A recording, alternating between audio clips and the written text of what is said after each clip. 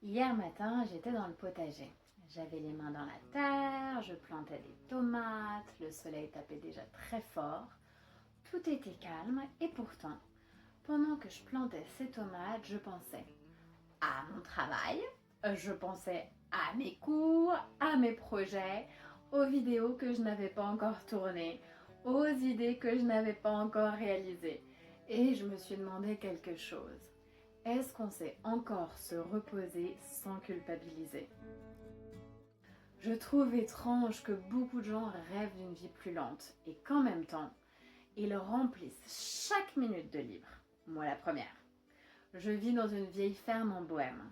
J'ai des moutons, des poules, du bois à rentrer, un jardin et pourtant, une partie de moi pense constamment à ce qu'elle pourrait construire ensuite. Comme si deux personnes vivaient dans la même tête. Une qui regarde pousser les tomates et une qui regarde sa liste de projets. Quand les gens imaginent la campagne, ils imaginent souvent le calme. Une tasse de café, des oiseaux, une belle lumière, un chien qui dort quelque part au soleil. Mais la campagne n'est pas forcément calme. Hier encore, je courais partout. Un animal à nourrir, quelque chose à réparer, une tâche oubliée, une autre qui apparaît. La vie rurale n'est pas lente. Elle avance simplement à un rythme qui ne dépend pas de nous. Les saisons décident, la météo décide, les plantes décident, pas notre agenda. Je pense que beaucoup de personnes confondent vie lente et vie facile. Une vie lente peut être très exigeante. Simplement, elle ne produit pas toujours des résultats visibles immédiatement. Tu peux passer 1 heure à jardiner et à la fin, il ne semble ne s'être rien passé. Tu peux passer une journée à marcher et n'avoir rien publié, rien partagé, rien montré et pourtant, quelque chose s'est passé. Je remarque aussi quelque chose chez beaucoup de créatifs. Ils disent vouloir ralentir, mais dès qu'ils ont une journée vide, ils cherchent immédiatement à la remplir. Un nouveau projet, une nouvelle idée, une nouvelle compétence, comme si le vide était devenu inquiétant, comme si ne rien produire pendant quelques heures était devenu une faute. Et honnêtement, je me reconnais souvent là-dedans. La semaine dernière, j'étais dans un café à Prague. J'avais prévu de travailler 1 heure, juste 1 heure, prendre des notes, réfléchir, rien de plus. Autour de moi, tout le monde semblait occupé. Des ordinateurs ouverts, des appels, des réunions, des messages, des gens qui avaient l'air de courir quelque part sans bouger de leur chaise. Et pendant quelques minutes, j'ai ressenti cette pression étrange. Personne ne me demandait rien. Pourtant, j'avais l'impression que je devais avancer, produire, optimiser, faire quelque chose d'utile.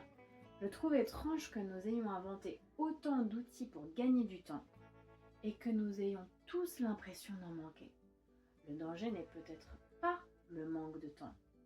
Le danger est peut-être de ne plus savoir laisser du temps vide. Un après-midi sans objectif, une promenade sans podcast, un café sans téléphone, une journée où rien ne sera publié. Et je ne dis pas que c'est facile, je trouve même que c'est devenu extrêmement difficile. Et pourtant, certaines de mes meilleures idées n'arrivent jamais quand je travaille. Elles arrivent quand je fais autre chose, quand je marche dans la forêt, quand je conduis mon vieux van, quand je regarde les moutons, quand je coupe du poids, ou comme si mon cerveau refusait de créer quand je le surveille. Je vois aussi cette contradiction dans le monde artistique.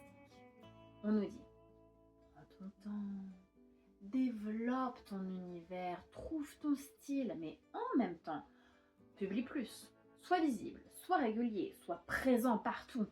Parfois, j'ai l'impression que la création demande du silence et qu'Internet demande exactement l'inverse. Je le ressens souvent avec Français Sauvage. J'aimerais faire les choses lentement, créer de bons cours, créer de bonnes vidéos, construire quelque chose de solide, quelque chose qui existe encore dans plusieurs années. Mais je sais aussi que le monde récompense souvent la vitesse. Alors j'essaie de trouver un équilibre. Et honnêtement, je ne suis pas certaine de l'avoir encore trouvé. Quand je regarde notre ferme, je remarque une chose. Rien d'important n'y pousse rapidement. Pas les arbres, pas les légumes, pas les relations, pas les compétences. Tout ce qui compte vraiment prend du temps.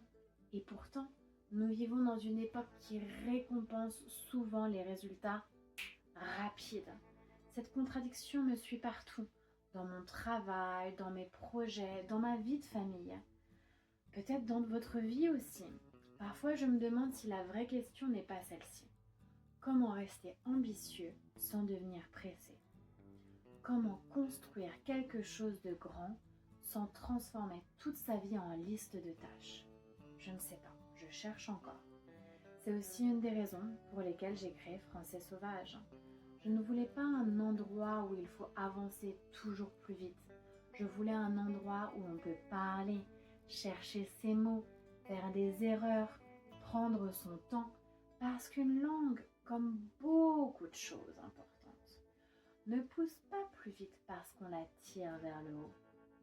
Et parfois, je me demande si notre époque a oublié quelque chose de très simple. Tout ce qui pousse vite n'est pas forcément solide, et tout ce qui est solide a souvent poussé lentement. Alors dites-moi, quand vous regardez votre vie aujourd'hui, avez-vous davantage besoin d'accélérer ou davantage besoin de ralentir?